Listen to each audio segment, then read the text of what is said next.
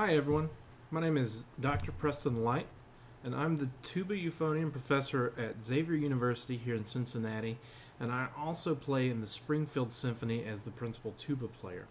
So this video is going to be about your marching band show for this year, and so what I'm going to do is we're going to break down each movement, and after I talk about each one, I'm actually going to have the track of me playing the movement with the music on it, so you can see and follow along, and you can actually play along with me as I go through it. So we're going to start with movement 1. There's a few things I want to break down first before we listen to it and play along together. So I want to talk about a few of the things that are happening in the music to help you learn this quickly and more efficiently.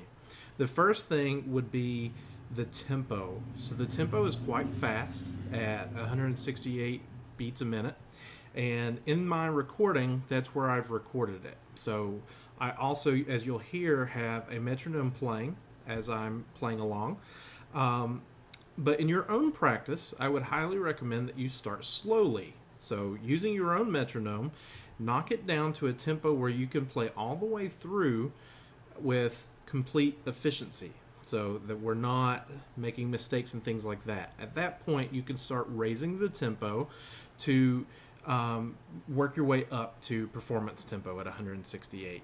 So one of the things that happens at the beginning here, starting in measure 18 with our first entrance, is we have this kind of rock beat that we're playing together. So as you're playing through it, there are a lot of times we're playing off beats. And so with the offbeats, this is even more important for slow practice at the beginning, because we want to make sure that we're putting those eighth notes on the end of the beats where they're supposed to be. One of the other things that happens quite frequently is we have a lot, and this is through all of the movements, is our use of forte piano. So when we see forte piano, it's just like it sounds. We want to hit the note loud first and then drop it back to the piano dynamic, and often in our part there will be a crescendo that leads back up to a forte or fortissimo dynamic. So making sure that we get that sudden drop in sound and then the push back up to really make that effective crescendo. There are also lots of articulation markings. From the very beginning in the bass line, we get this the first eighth note with a tenuto marking and then a staccato. Dee da dee da dee da dee da da da dee da da. So making sure that we're playing the long notes and the short notes, and we're getting both of those to be heard by the audience. Another thing that happens from the very beginning, and also in other movements, so I'm going to address this now rather than waiting for each one to talk about it, is there are some split parts. Now, I know in the second movement that's more of we're playing in octaves, but here at the very beginning we're playing in fifths. And so when we're doing that, we need to talk about balance, because we want to be able to hear both of these parts equally. And so what that means, you would think that we would both play the same dynamic and then that would be okay. But with tuba, the lower that we play, the harder it can be sometimes to hear the lower part. So actually, if you're playing the bottom split, I would want to hear more of that part, because it's going to be harder for it to project up to our audience. So we want to stick with more of the bottom part, and then we don't need quite as much of that upper split. And that's true for everything that we're going to have as we go through here in all three movements. And then the last thing, and the most difficult rhythm that we see here, is our quarter note triplets. So we have some of these towards the end of the movement, and so this is like a 3/2. In the duration of 2 beats, we're needing to fit in 3 notes. So if you listen very closely to the recording that we're about to play, we're making sure that we're doing that in time, and that all 3 notes have equal note length. A lot of times we'll have the last note will be a little bit shorter or longer depending on how we've kind of pieced it out, but we want to really strive to make sure that all of these notes have the same note length. So as you listen and as you start working on this, these are the things I want you to listen for. I guess one other thing I should mention is listen for the variety of sounds with the accents. So we have the sideways accents that we see sometimes. When I'm playing those, I'm thinking of them exactly like we see them. So it looks like a small decrescendo. That's how I'm playing them. So heavy on the front side, and then there's a taper to it. When we see the rooftop accents, the ones that look like this, what I'm doing with that is those need to be very accented at the beginning, but we hold that sound. So we don't let them have that taper. And so that's the difference between the two of those. So we're going to go on now and listen to this first movement, and I will see you in just a few minutes when we start talking about the second.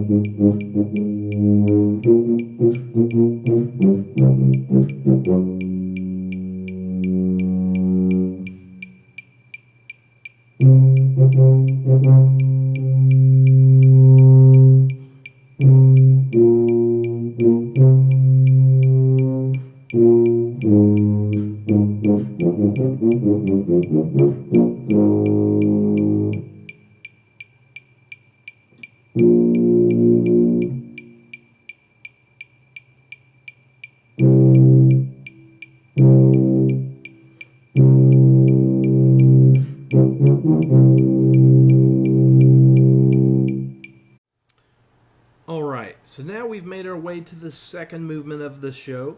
And so in this one we have a variety of tempo changes. So I want to go ahead and say that when we're listening to this in just a moment, what I've tried to do, because I was not able to do smooth changes with the tempo on my metronome as I played, and I want to give you all the correct tempo markings and the performance that I did of this. So what I tried to do is I've tried to kind of piece it together where there's usually a measure or two before I start playing. So listening for the breath will help you know when to come in and begin playing with me. And a few lessons of it, you'll probably pick up on that as well. So in this second movement, it's not quite as long. There's still a lot of information though. So from the very beginning, we have the split parts and the octaves. Just like I said in the first movement, I want to hear more of that bottom octave and let the top octave be a little bit more relaxed. So it doesn't have to be quite as loud, even through the push. So even most of the crescendo that's happening needs to start from that lower part. Don't let it be overtaken by the people playing the top split. So making sure that it's all coming from that lower end. All right, and then when we get to the faster section at measure 20, we start with our forte pianos, which we discussed back with the first movement. So the same thing, we're going to hit those notes at a loud dynamic and let them drop back down to piano. In this case, the very first one, we stay at piano until measure 24, where the volume jumps back up to mezzo forte. So as we're going into the slower section again, into pickups into measure 27, we see our tenuto markings, so playing nice full notes. They still have very nice articulations that are very clear. It's just that we're playing full length eighth notes there. And then this part towards the end, from 27 on, we need to make sure that we're playing the accents as written. So with the accents like this, we're talking about strong attacks with slight decays as we play through it. Most of this is all written very full. So even in the recording, I'm not going for loud. I know when we see a fortissimo dynamic, we're thinking very loud. Instead, I encourage you to think of it by playing very full. Nice full sounds. That's how we avoid the bad sounds that happen and are often associated with marching band, especially on sousaphones, where they can start to sound very metallic. So we want to avoid that. Nice big sounds, so we're giving a good foundation for the rest of the band. So how do we do that? What we have to do is we're using lots of air, a large quantity of air. And depending on where we're playing, it depends on the air speed associated with that. So if we're playing low, we want that air to be nice and slow, like a big yawn. When we're playing in the middle register, we want to have that air be a little bit faster. But what we're trying to avoid is that really splatty attacks that we can tend to have on our marching instruments. So by focusing on a large quantity of air that's moving more at a slower pace, we should be able to achieve that. You want it to be a big warm sound that's going to envelop the rest of the band, not one that's really aggressive and is going to try to overpower the group. We want to build up from the bottom. So start with the tuba sound, the rest of the low brass, and work our way up to the high brass and high woodwinds. So there's not really any difficult parts of this. I think most of it's pretty straightforward, as you'll hear in the recording. And so I will catch you here in just a minute when we talk about movement 3.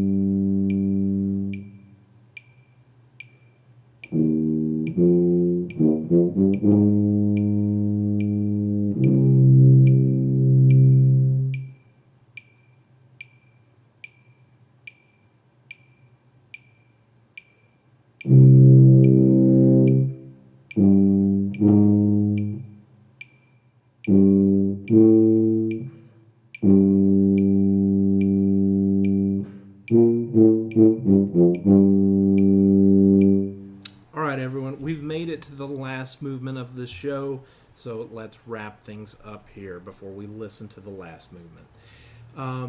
The big thing in this one, we see a lot of the similar markings that we've already discussed, so for now I'm not going to mention them. If you forget how we've talked about different articulations, different accents, forte, piano, if you need a refresher, I've discussed those in the last 2 movements, so you can always go back in the video and watch this again.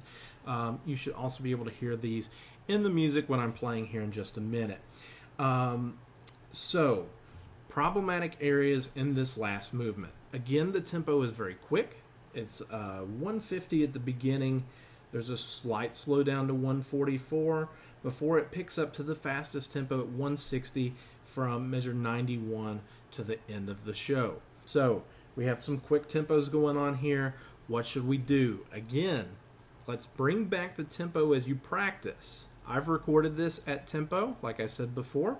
So if you're having trouble keeping up from the beginning here and playing along with me, take your own metronome, back it down. There's nothing wrong with starting at a slower tempo and starting back. That's what I do in my own practice, and that's what most professionals do to get to the technique and the ability to play faster material in time. All right, so from the very beginning we have these repeated Fs. The big thing here from our first entrance in measure 20 all the way up to when we get to the whole notes in 29 is counting. So as tuba players, it is super, super, super important that we are counting all the time. We cannot check out mentally. We have to make sure we're fully engaged the entire time. So making sure we're counting our rest so we're not falling into the hole of playing in one of them. Okay? So we move on here.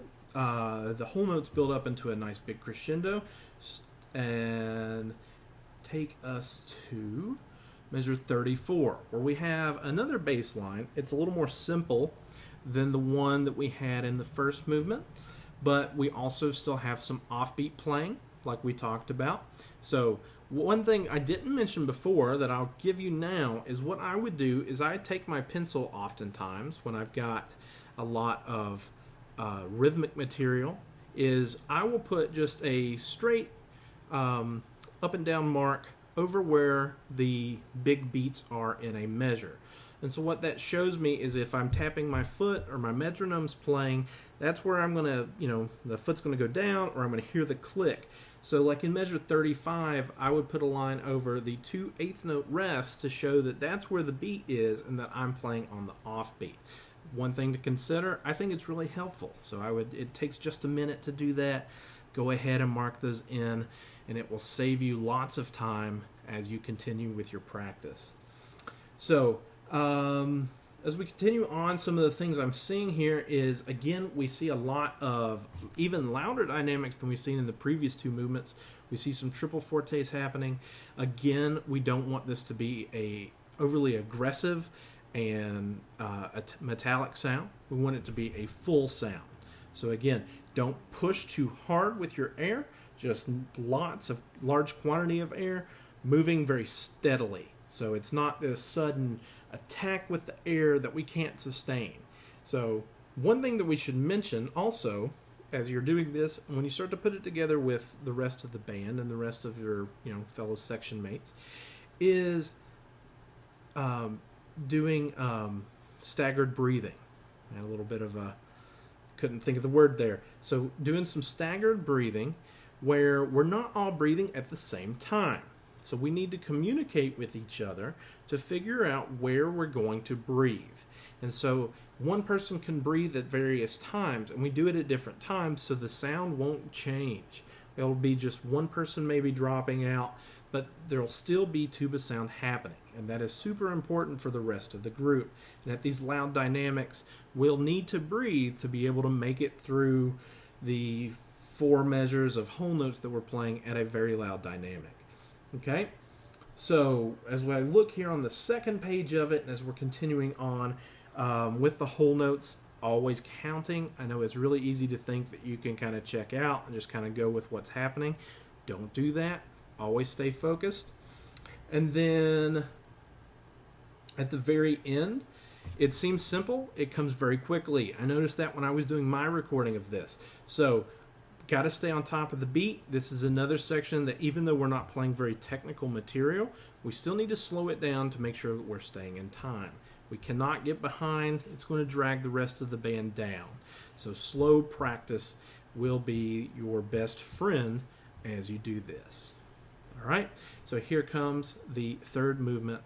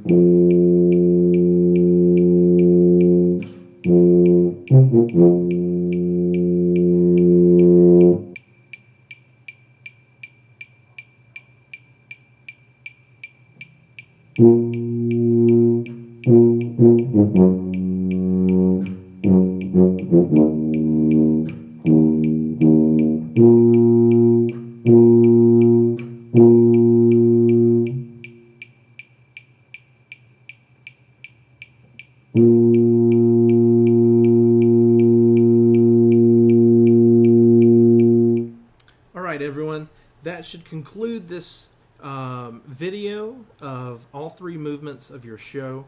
I hope this was helpful, and I hope that being able to play along while singing the music is something that will help you in your learning. If there's ever anything that you need to go back, you can go back and listen. If there's something I didn't cover on there, I think I hit everything in all the movements. But you can listen back and go from there. So remember, using a metronome as you practice is your best friend. Also, playing slowly and slow practice will take you far as you learn this, and it will actually help you learn it more quickly. So thank you again. Hope you all have a great summer, and good luck with your marching band season this fall. Thanks.